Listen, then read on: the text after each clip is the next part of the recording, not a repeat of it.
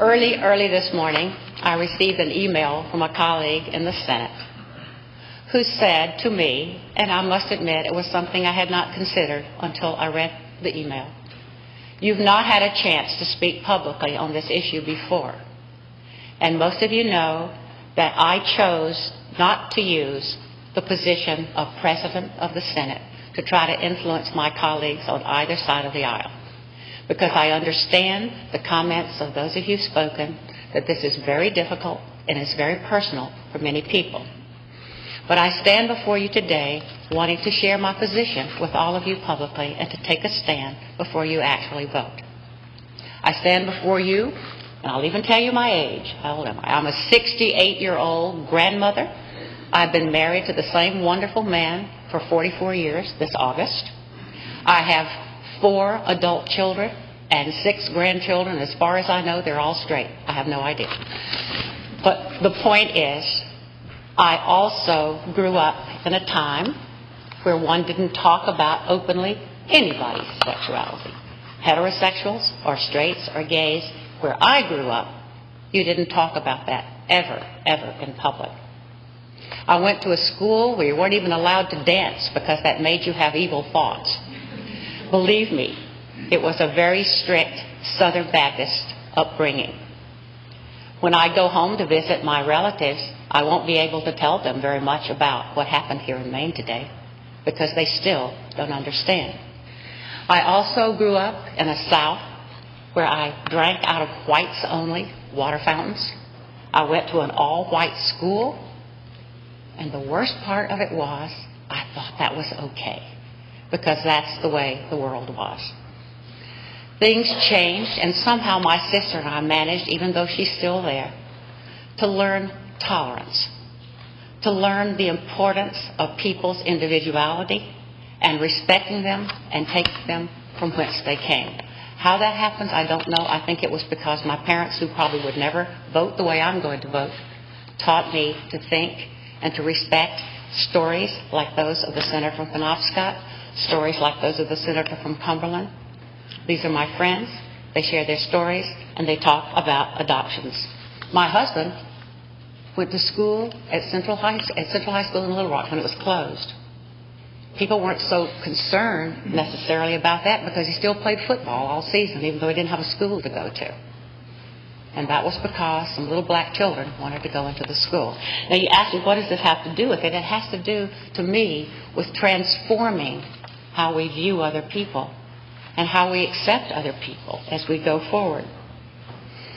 The good senator from Washington, I very much respect his position, and I have never tried to tell anybody that you're bad or good or indifferent, but I wanted to share something with you.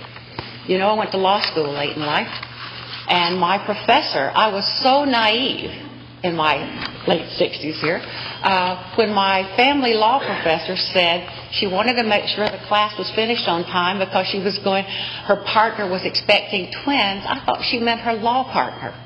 And it turns out that her partner was one of the leading attorneys on these issues in the country, in the nation, in the world.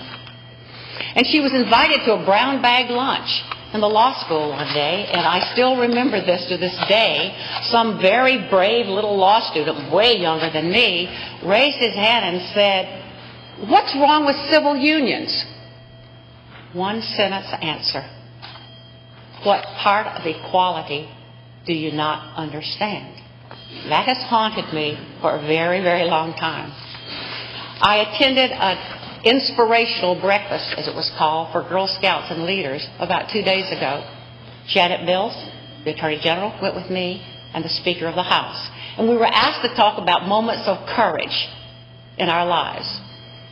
The Attorney General spoke about her most frightening moment when she had to speak against a sitting judge, and some of you know her story. The young speaker said the first moment of courage for her was putting her name on the ballot at age 24. For me, it's been all these civil rights issues over time, whether it was parental rights, whether it was choice, whether it was all the things that those old people like me who've lived through. Those are very hard because people feel so strongly on both sides. And the level of mail you get on either side is very tough. The church and state issue is a very puzzling one to me. I got an email also from the deacon of my church telling me to support this. So I think this is an important thing to consider. People have different beliefs. We need to respect those, but the fundamental issue is fairness and equality. Yesterday, the senator from Cumberland, Senator Davis, read my favorite passage, since we're prone to become religious today. And he said to do justice, to love mercy, and to walk humbly with our God. And that's all we can do today, whoever that is, or whoever she is.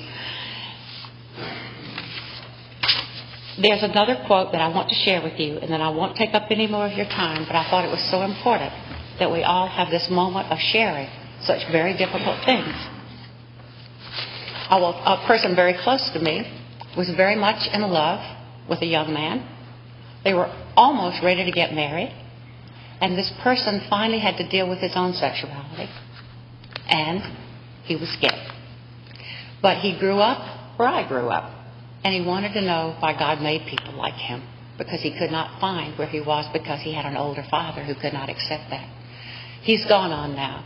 But then at that Girl Scout meeting that I told you about, I got an email from a woman that I did not even know, urging me to dig deep and find that courage today, because she talked about how she had to bury her own desires and her relationships, married someone when she really shouldn't have, but she didn't have the freedom to marry the woman that she loved. And she hoped that we would recognize that we are forcing people or causing people to get into relationships that make unhappiness for both of them. Another senator in my caucus used this quote this morning. She had no idea. It was very much on my mind. But I've heard it once in this chamber before on other issues, but it's very true. Because it's hard to stand up. It is very hard to stand up when people are sending robocalls, ugly emails on both sides of the issues. I'm sorry, I understand the need for civility, and I want to congratulate the chair of the Judiciary Committee and the members of the Judiciary Committee for running one of the best hearings in the state of Maine ever. It was absolutely superb, the civility and the respect. But I challenge you to this. And the Pastor Martin Niemöller, pastors sometimes are stepping right out there with things that you want to quote. There are two versions, but I'm picking the one that means the most to me. In Germany, they first came for the communist. I didn't speak up. I wasn't a communist. Then they came for the Jews. I didn't speak up. I wasn't a Jew. Then they came for the trade unionists, and I didn't speak up because I wasn't a trade unionist. Then they came for the Catholics. I didn't speak up. I was a Protestant. Then they came for me, and there was no one left to speak up. However difficult it is for you today, I know that you will do what is best for you, your constituents, and your conscience. This is not a political issue. This is an issue of the heart and of the conscience. And I encourage you to feel comfortable in whatever position you take. Thank you for allowing me to speak to you today.